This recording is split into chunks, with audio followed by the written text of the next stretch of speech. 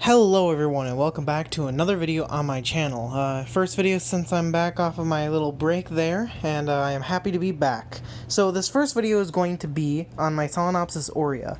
Now I am currently moving, or I did move, the colony into a dirt nest because the colony hasn't really been doing good inside of their mini hearth. So I ended up dumping out the 5 queen colony into this dirt setup. They lost around about half of their workers inside of the mini hearth, so I decided to change up their nest a little bit and move them into this dirt pillar that I used to use for my Solenopsis invicta. This nest was originally made back in what would it be? It would be 2019, I believe, when my Solenopsis invicta were busy outgrowing every single setup I was giving them. I decided to give them 2 dirt towers as their first ever dirt nests before I moved them into their very, very big dirt nest.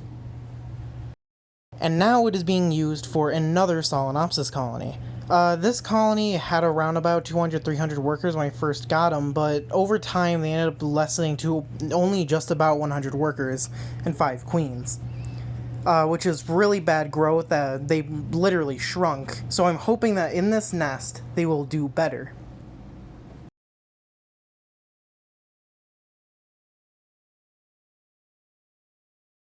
As you can see, they are moving into, or rather under this piece of wood that I put inside there, right in the middle of the nest. I did this so that they can have at least a little area to hide whilst they're excavating their larger nest over time.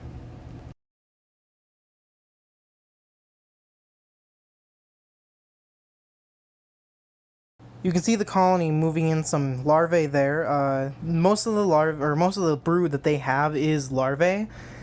I think this is mainly because, they haven't really went out foraging inside of their mini hearth due to them being so stressed out. So whenever I went in to feed them, they just sort of freaked out and just hid inside of their nest. And here's a little time-lapse video. I ended up getting a tripod earlier this month. Or not month, earlier this week, so I can actually make time lapses not just from the top of the containers, but actually from the side looking in. So hopefully that will increase the quality of my videos.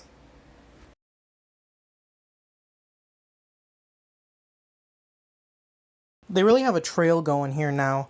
They are moving in rather fast to the log area, which I'm very happy about because that means that they took very well to that area.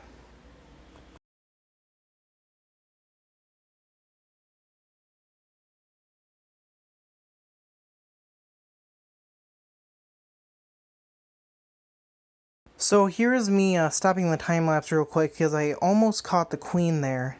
She ended up entering right under those logs just before I started recording, which is quite sad, but don't worry, the queen will pop up later on in this video. See that the glass on this side is, or plastic on that side is a little dirty. Now the trail is really going. You can see them moving in and out of that little log area, or I shouldn't say log, that little driftwood piece. So that probably means that soon they're going to start excavating out their nests, which is, of course, great. The colony has, since moving this in, because I did this on the weekend, have been doing great. They've been eating well. I can actually see the queens because they are on the side of the thing, or on the side of the glass instead of being more in the middle, which is absolutely great. Here's them moving at a normal speed. It's relatively fast, but nowhere near as fast as it is on a time-lapse, of course. You can see a few workers covered in baby powder there, which is quite funny. And there is the queen. You can see that's one of 5 queens that are within this colony. I don't know what she's doing outside, but I know that queen was constantly moving in and out of that log for seemingly no reason.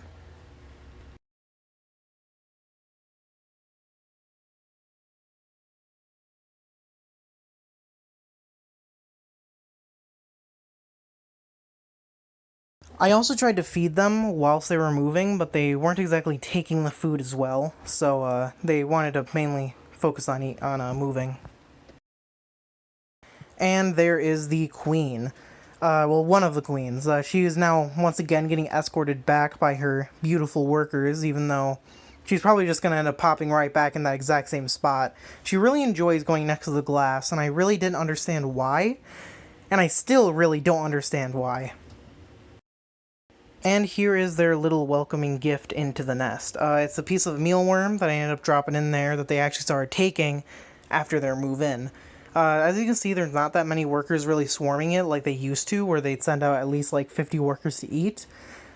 But I know that sooner or later they will end up eating much, much more as time goes on and as they grow. These guys are also extremely small, as you can see. They're only a few millimeters long, probably the smallest fire ants I've ever kept. And that is it for the video. I hope you guys enjoy. I made this video quite a while ago, so of course I don't really remember much about that. Oh, and also there's the nest that they used to be in.